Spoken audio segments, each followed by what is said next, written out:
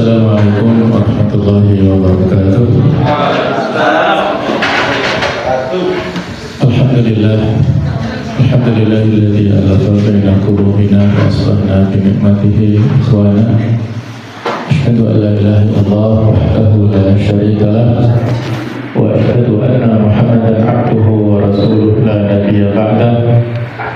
Allahumma shalli wa sallim ala sayyidina Muhammad wa ala alihi wa sahbihi ajma'in. Allahumma anfa'na bima 'allamtana wa 'allimna ma yanfa'una wa zidna ilma wa rzuqna fahma.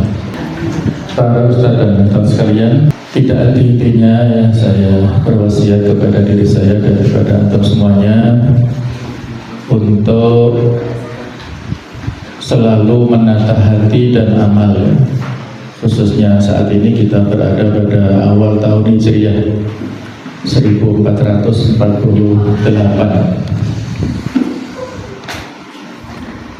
Setiap manusia menjalani kehidupan dengan berbagai aktivitas dan amal perbuatan.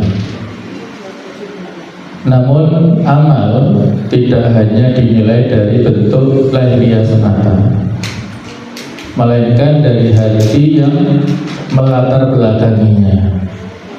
Hati menjadi pusat dari niat, keikhlasan, dan arah setiap langkah kita. Oleh karena itu, memperhatikan kondisi hati menjadi hal yang sangat penting dalam kehidupan seorang muslim. Kita semuanya berangkat dari rumah kita masing-masing, datang ke tempat ini secara zahir, secara lahir sama, semuanya mengajar, menyampaikan ilmu, mendidik anak-anak kita. Tetapi hasilnya bisa berbeda-beda, tergantung dari kondisi hati kita masing-masing, niat kita masing-masing.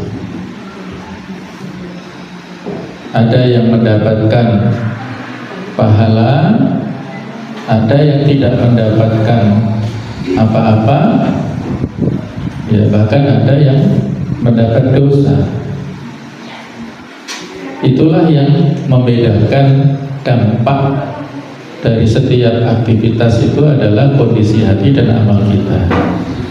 Oleh karena itu, mari saling mengingatkan tentang bagaimana hati, niat dan amal saling berkaitan. Hati yang baik akan melahirkan niat yang tulus, dan niat yang tulus akan melahirkan amal yang ikhlas. Dengan menata hati dan memperbaiki niat, kita bisa menjadikan kehidupan sehari-hari lebih bermakna. Nah, inilah langkah awal menuju keberkahan dalam hidup dan keridhaan Allah Ta'ala.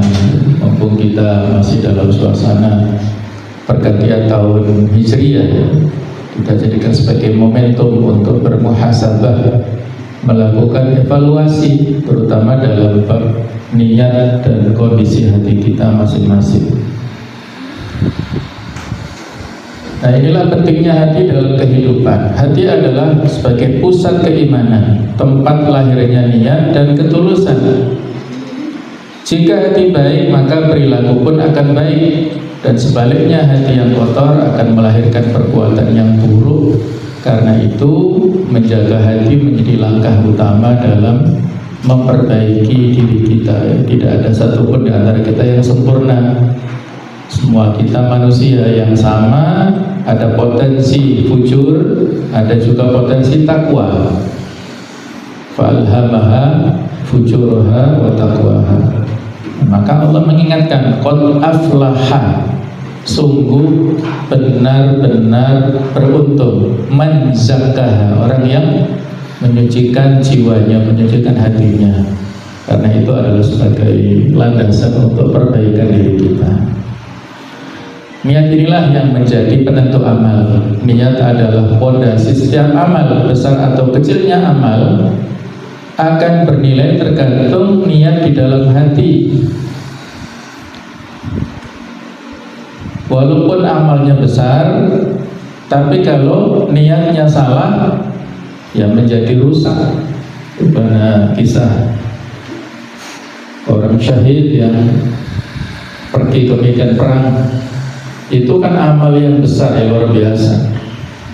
Tetapi karena niatnya rusak, maka amalnya sia-sia, tidak diterima oleh Allah Ta'ala.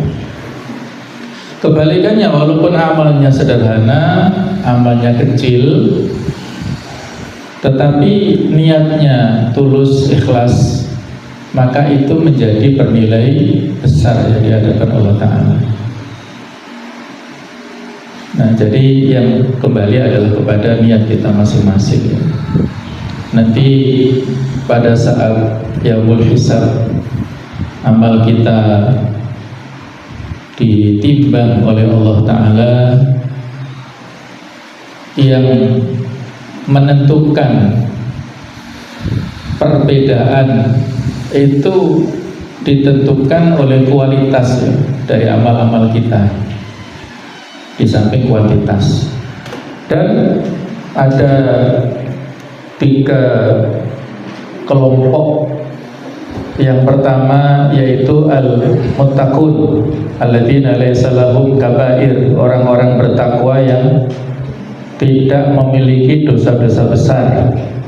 Ini kelompok yang beruntung, ahlul jannah, yang mana amal-amal kebaikan bercahaya, sedangkan amal-amal keburukan yang tidak ada dosa besar ini ya relatif tidak berarti ya, otomatis dia mendapatkan keberuntungan.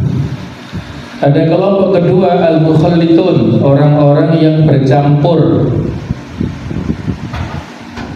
yang melakukan, orang-orang mukmin yang melakukan dosa-dosa, kesalahan-kesalahan. Inilah ditimbang ya. Amal-amal kebaikan itu ditaruh di satu daun timbangan dan bercahaya. Sedangkan amal-amal keburukan gelap gulita ditaruh di satu daun timbangan yang lain. Apa yang ditimbang? Para ulama beda pendapat. Di antaranya yang mengatakan yang ditimbang adalah amal-amal itu sendiri.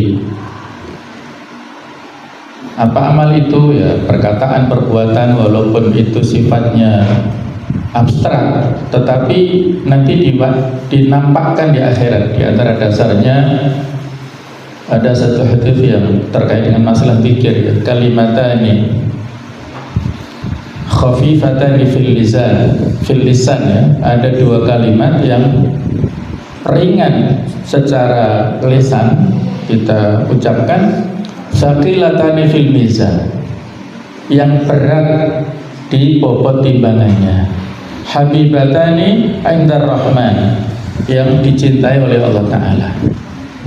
Apa 2 kalimat itu yang biasa diucapkan di tahlilan ya? Subhanallah wa bihamdihi subhanallahil azim. Jadi ini dalil amal itu ditimbang. Yang kedua pelakunya, pendapat kedua yang ditimbang itu adalah pelakunya, pelaku amal itu, orangnya. Walaupun orangnya kecil di dunia, tapi kalau dia imannya, amalnya berkualitas, bobot timbangan di akhirat berat. Dulu ada seorang sahabi, Abdullah bin Mas'ud. Beliau ini penggembala kambing ya, orang yang di kasta rendah pada saat itu. Tapi Masya Allah, beliau ini luar biasa dalam berdakwah, terutama dalam interaksinya dengan Al-Quran. Ketika satu saat Abdullah bin Mas'ud itu mengambil satu buah atau sesuatu yang menyebabkan betisnya itu tersingkap sedikit gitu ya, para sahabat mentertawakan karena posturnya kecil, betis ini kecil. Apa yang kalian tertawakan wahai sahabat? Kata mereka, betisnya kecil ya. Kata Rasulullah, demi Allah, nanti di akhirat betisnya Abdullah bin Mas'ud itu lebih berat daripada gunung Uhud. Masya Allah. Bukan Jabal Rumat ya, Jabal Rumat itu bukit kecil saja, tapi gunung Uhud itu yang mengitari di kawasan Uhud yang besar di Madinah. Nah, itulah, walaupun kecil orangnya, tapi bobot timbangan nanti di akhirat berat luar biasa. Yang ketiga, pendapat ketiga adalah yang ditimbang itu adalah catatan amalnya. Jadi buku catatan amalnya itu yang ditimbang. Setiap amal perbuatan ada catatannya. Maka ada hadis yang dikatakan Rasulullah, tuba liman wajada fi sahifatihi istighfaran katsiran. Berbahagialah, beruntunglah seseorang yang dalam buku catatannya itu banyak tulisan istighfarnya. Astagfirullah, astagfirullahaladzim. Pokoknya kalau catatan di akhirat itu banyak istighfarnya, itu orang ini mendapatkan keberuntungan. Jadi buku catatan ditaruh, ada banyak amal kebaikannya, catatan keburukan juga ada buku-bukunya. Nah, mana yang lebih berat? Walaupun ya, kata ulama, walaupun tipis perbedaan bobotnya, digambarkan itu seperti telurnya kutu. Tahu atau kutu ya? Telurnya kutu itu sekecil itu, kalaupun lebih ringan, lebih berat bobot timbangan amal kebaikannya, dia selamat ya, masuk surga. Fa amma man thaqulat mawazinu fa huwa fi 'ishatir radiyah. Walaupun hanya selisihnya itu satu telur kutu, itu sudah menjadi hujah pembela dia untuk masuk ke surga. Nah, itulah ya. Yang membedakan itu apa? Yang membedakan itu niat ini. Niatlah yang membedakan. Dengan niat yang benar, aktivitas duniawi seperti bekerja, belajar atau menolong orang lain bisa bernilai ibadah. Jadi yang membedakan adalah niatnya. Kita beraktivitas sama, keluar rumah pagi, pulang petang, tapi yang membedakan masing-masing itu adalah niatnya. Maka di sini letak strategisnya. Oleh karena itu, mari bersama menjaga keikhlasan.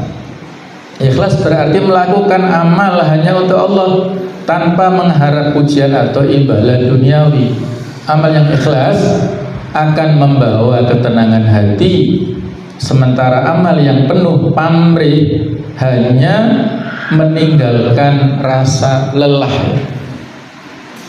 Ridho nas ghayatun la tudrak. Keridhaan yang kita harapkan dari manusia itu tujuan yang tidak akan pernah tercapai.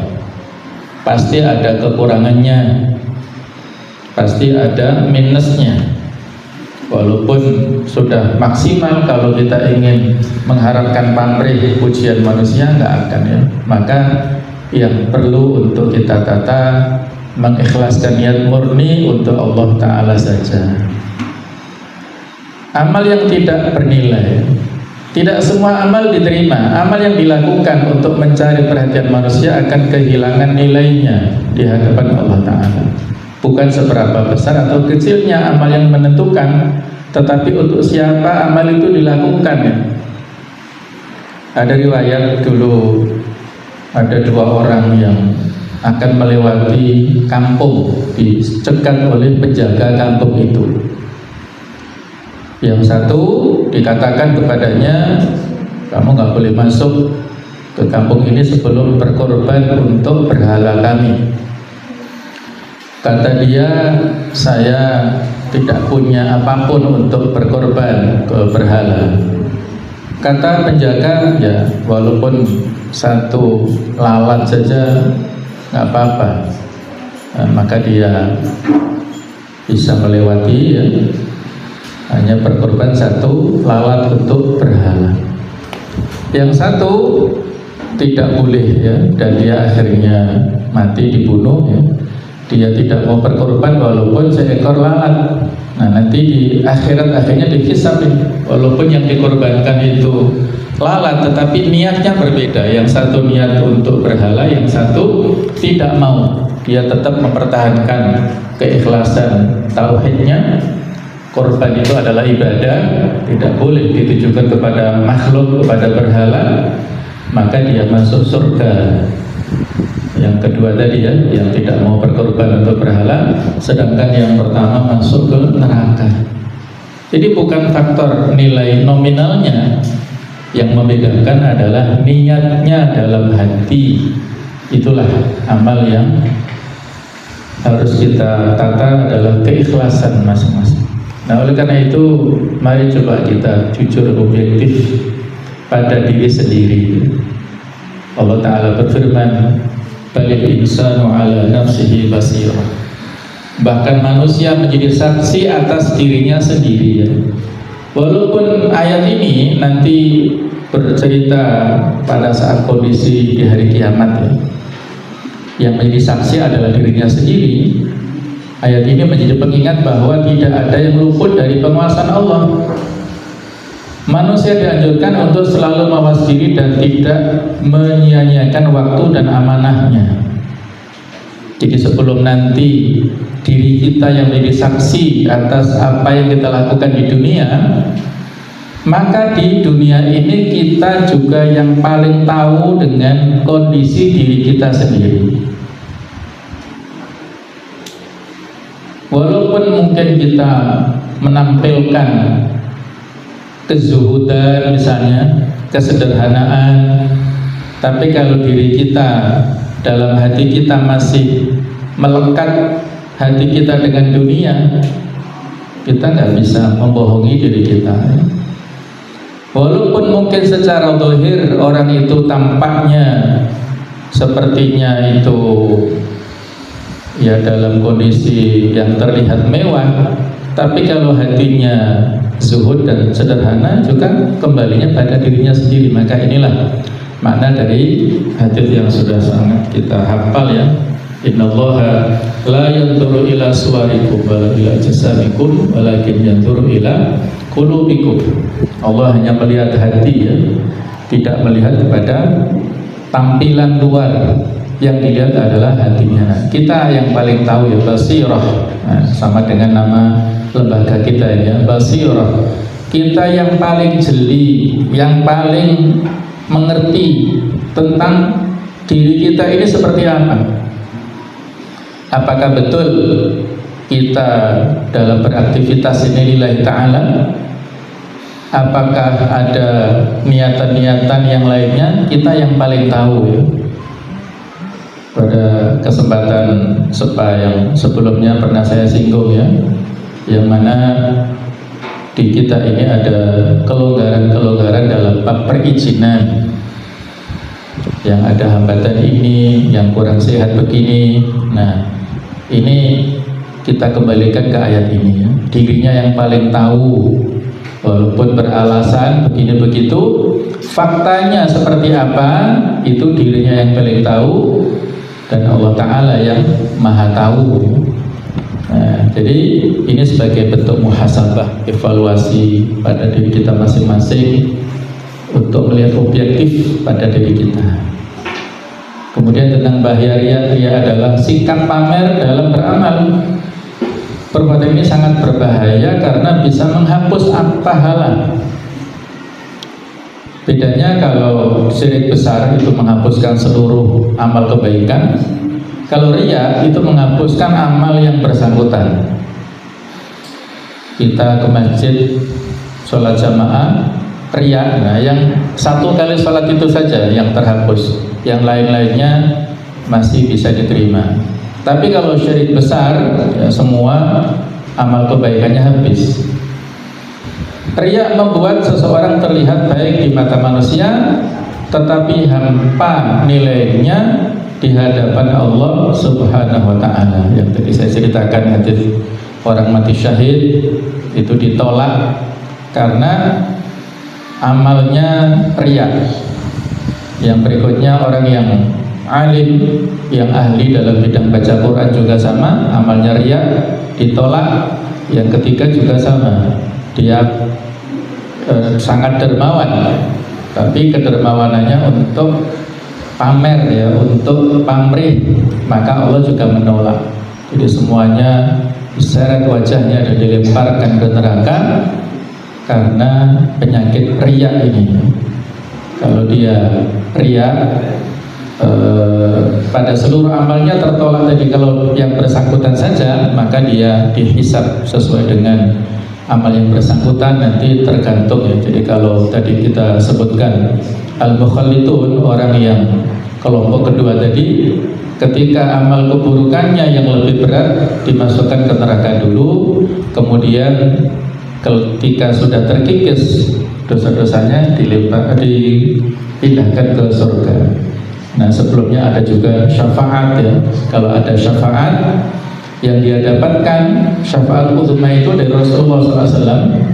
Syafaat lain juga bisa ya, kita dapatkan dari amal-amal kebaikan, dari Al-Quran, dari puasa, dari malaikat, dari sesama muslim, itu bisa memberikan syafaat. Anak kepada orang tuanya, anak-anak yang meninggal dalam keadaan masih belum balik, nah itu juga bisa memberikan syafaat. Kemudian juga para syuhada, kemudian ahlul Quran, yaitu nanti di akhirat. Nah, kelompok yang ketiga tadi yang terlewat, al-kufar wal munafikun, orang-orang kafir dan orang-orang munafik, itu kelompok yang rugi ya, dan mereka dilemparkan ke neraka. Kembali kepada amal diterima. Amal diterima adalah amal yang ikhlas dan dilakukan dengan cara yang benar sesuai tuntunan Islam ya. Alladzi khalaqal mauta wal hayata liyabluwakum ayyukum ahsanu amala. Apa ahsanu amala? Yaitu akhlasuhu wa aswabuhu. Yang paling ikhlas dan yang paling benar sesuai dengan tuntunan. Jika salah satunya tidak terpenuhi, maka amal itu tidak akan bernilai. Ikhlas dan kebenaran harus berjalan beriringan. Kemudian mari bersama menghiasi amal dengan ihsan. Dulu pernah saya sampaikan yang materi tentang ihsan. Ihsan adalah beramal dengan penuh kesadaran bahwa Allah selalu mengawasi kita. Dengan sikap ini, setiap ibadah dan amal kebaikan dilakukan dengan sungguh-sungguh, penuh penghayatan dan memberikan dampak positif bagi diri sendiri maupun orang lain. Jadi dalam hadis Jibril ya, ada 3 klasifikasi dalam beragama. Ada akidah, jadi iman ya. Ketika Jibril bertanya tentang masalah iman, itu adalah dalam bidang akidah. Kemudian berikutnya Jibril bertanya tentang Islam, itu dalam bab ibadah. Kemudian yang ketiga tentang ihsan, nah itulah dalam bidang akhlak. Jadi ihsan ini adalah tentang akhlak, adab, bahwa kita beramal ini penuh dengan kesadaran diawasi oleh Allah Ta'ala, sehingga tidak asal-asalan. Harus kita jaga kualitasnya yang penuh dengan penghayatan. Walaupun itu amal-amal duniawi, tapi dengan penuh penghayatan itu berbeda dampaknya. Sama-sama makan, yang dimakan bakso sama, pentolnya 5 yang dimakan. Nah, tapi yang satu hanya sekedar makan untuk mengisi perut yang lagi keroncongan, yang satu makan dengan rasa syukur, ya Allah, alhamdulillah masih bisa makan bakso, pentolnya 5 ya. Alhamdulillah ya. Yang lain masih belum tentu ya, belum tentu bisa menikmati, apalagi saudara kita di Palestina nggak menikmati seperti itu. Nah, ini beda ya antara hasil orang yang penuh dengan penghayatan dengan yang hanya beramal secara zahir. Kemudian konsistensi dalam amal soleh, amal yang kecil namun dilakukan secara rutin lebih dicintai Allah dibanding amal besar tapi hanya sesekali. Konsistensi akan membentuk kebiasaan baik yang lama-lama menjadi karakter, sehingga kebaikan terus mengalir dalam kehidupan sehari-hari. Jadi istiqomah atau konsistensi ya, walaupun sedikit kita sholat duha misalnya ya, setiap hari 2 rakaat, tapi tiap hari alhamdulillah lebih baik daripada satu pekan sekali 12 rakaat. Kita infak walaupun besar, misalnya tiap Jumat misalnya 60.000 atau 70.000, tapi hanya sekali, itu lebih baik setiap pagi kita berinfak 10.000 ya, di jumlah sama, tetapi kualitas amal ininya, dampak pahalanya berbeda. Ahabul amal ilallahi adwamuha wa in qalla ya.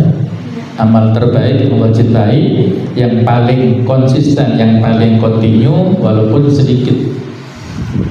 Nah, sebagai penutup, dari sini kita belajar bahwa hati, niat, dan amal adalah satu kesatuan yang tidak bisa dipisahkan. Hati yang bersih akan melahirkan niat yang lurus, dan niat yang lurus akan membimbing kita pada amal yang benar. Keikhlasan menjadi syarat utama agar amal bernilai. Sementara sikap riya hanya akan menjadikan amal sia-sia. Jadi semua terkait di sini. Hati yang bersih akan melahirkan niat yang lurus, dan niat yang lurus akan membimbing kita pada amal yang benar. Orang yang tulus, yang ikhlas tidak cukup ya, kalau dia belum punya ilmu dia pasti mau belajar. Sehingga tadi kita diskusi ya, salah satu santri kita yang spesial ya, yang belum ada progresnya sampai sekarang. Nah, mungkin faktor utama di hatinya itu, barangkali perlu dioperasi hatinya itu apa ya, supaya bersih hatinya, maka akan melahirkan niat yang lurus. Nah, niat yang lurus akan membimbing kita semuanya pada amal yang benar ya. Kemauan-kemauan untuk bisa berubah itu dari hatinya. Oleh karena itu setiap muslim hendaknya terus menjaga kebersihan hati, meluruskan niat dalam setiap aktivitas, dan memperbaiki amal agar sesuai dengan tuntunan yang benar. Mulailah dari amal sederhana, namun dilakukan dengan ikhlas dan konsisten. Dengan cara ini hidup kita akan lebih bermakna, penuh keberkahan, dan mendekatkan diri kepada ridha Allah Subhanahu wa ta'ala. Jadi amal yang sederhana, jangan yang muluk-muluk dulu, yang sederhana. Ya, amal sederhana apa? Di antaranya amal yang paling mudah itu adalah zikir.